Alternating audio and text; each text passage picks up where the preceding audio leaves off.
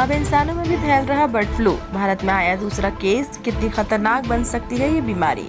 नमस्कार दोस्तों, लोकवार्ता न्यूज में आपका स्वागत है। आपके साथ मैं हूं सना खान। भारत में एक 4 साल के बच्चे को बर्ड फ्लू की पुष्टि हुई है। ये वायरस पक्षियों में होता है, लेकिन इंसान में संक्रमण के बाद हेल्थ एक्सपर्ट्स की चिंता बढ़ गई है। जिस हिसाब से दुनिया भर में बर्ड फ्लू के मामले लगातार बढ़ रहे हैं, इससे किसी नई महामारी की आशंका बढ़ी है। कुछ महीने पहले की बात है, अमेरिका में पशुओं में बर्ड फ्लू यानी H5N1 वायरस फैलने लगा था। हजारों गायों में इस वायरस की पुष्टि हुई थी। इसके बाद डेनमार्क और कनाडा में भी जानवरों में ये वायरस मिला। करीब 26 प्रजातियों में इसकी पुष्टि हुई। ये एक चिंता वाली बात थी, क्योंकि बर्ड फ्लू का संक्रमण आमतौर पर पक्षियों से होता है, लेकिन उस दौरान लाखों की संख्या में जानवरों में भी ये वायरस मिल रहा है और ये सिलसिला अभी तक जारी है। लेकिन अब बर्ड फ्लू एक बड़ा खतरा बढ़ता नजर आ रहा है। इसके 2 कारण हैं। पहला ये कि कुछ दिनों पहले मैक्सिको में एक व्यक्ति की मौत इस वायरस से हुई थी।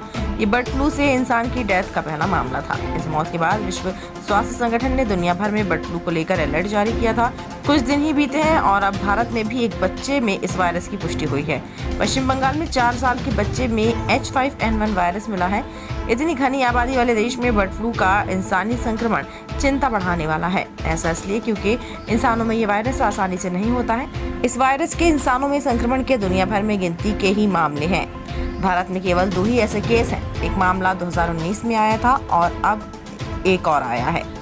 दुनिया भर में जिस हिसाब से बर्ड फ्लू के मामले जानवरों में बढ़ रहे हैं और इंसान भी अब संक्रमित हो रहे हैं, उससे नई महामारी का खतरा मंडरा रहा है। बर्ड फ्लू का पहला मामला 1996 में चीन के ग्वांगडोंग में मुर्गी पालन केंद्र में मौजूद मुर्गियों में पाया गया। 1997 में इस वायरस से इंसान की मौत हुई। साल 2020 में इस वायरस के कई म्यूटेशन देखने को मिले और साल 2022 तक ये जंगली पक्षियों में देखा गया। इस दौरान अमेरिका में भी इस वायरस के केस बढ़ रहे हैं, लेकिन बीते 1 साल में H5N1 वायरस के लाखों मामले सामने आ रहे हैं। बड़ी संख्या में पक्षी और जानवर इससे संक्रमित हो रहे हैं, लेकिन इंसानों में संक्रमण ने चिंता बढ़ा दी है।